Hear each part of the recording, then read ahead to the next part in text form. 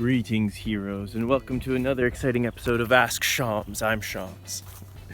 So in this episode, Joe Confrati asked me about what I think about people writing fantasy using the fantasy races from Lord of the Rings, like elves, dwarves, and hobbits. And also, he says, isn't this supposed to be fantasy? In quotes, I suppose implying that if it's fantasy, you should use your imagination and make up your own races. And I have some thoughts about this.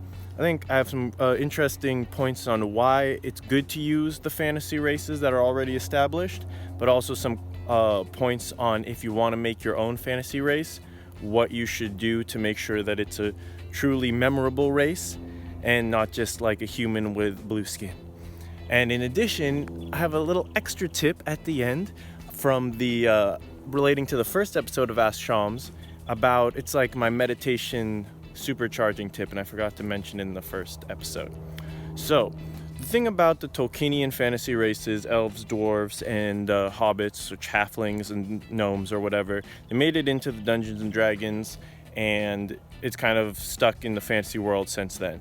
And the reason I think that they've stuck so thoroughly is they're very relatable because they're based on these archetypes that transcend culture.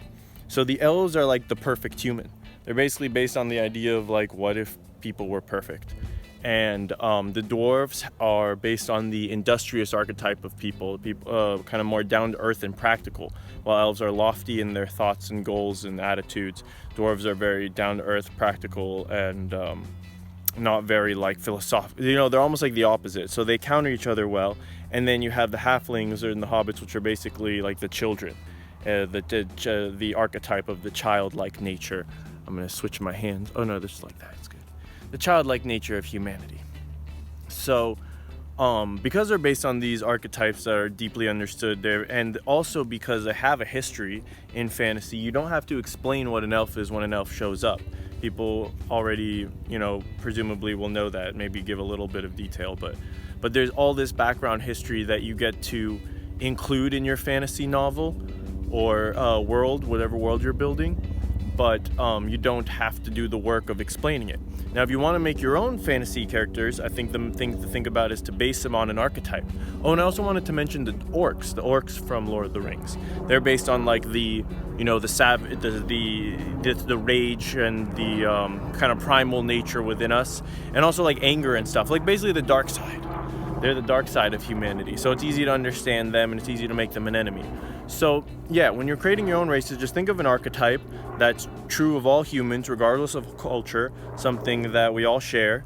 Like you could have like a race of beings that's based on like, I don't know, I'm gonna let you mention that in the comments because I feel like my idea is gonna be dumb and you're coming off the top of my head. But that's the basic idea. And so when you bring this race into your world, you're gonna have to spend a little more time establishing who they are, what they are, and kind of teaching that to your audience. So I hope that was helpful. And my meditation tip, I did not forget, good for me, is, so the idea is to stop thinking, okay? And so the tip is to listen to silence, to try to listen. There's always sound around, so you'll hear everything, but try to listen for the silence in between sounds, like even in between the frequencies. The sound wave is a frequency, and right in the middle there, it like stops for a second, a microsecond. And so you try to listen real hard. Try to catch it. I think you can hear it. I can hear it. And it's interesting because you'll stop thinking, and I think it's like a biological mechanism, like when you're listening for if there's a lion in the bush, you're alert but relaxed at the same time and ready, but you're also just kind of like, is it something or isn't? You don't know. You're kind of in a state of, you're suspended in a state of in between. All right, you guys. Peace, God bless, and stay fantastic, everyone.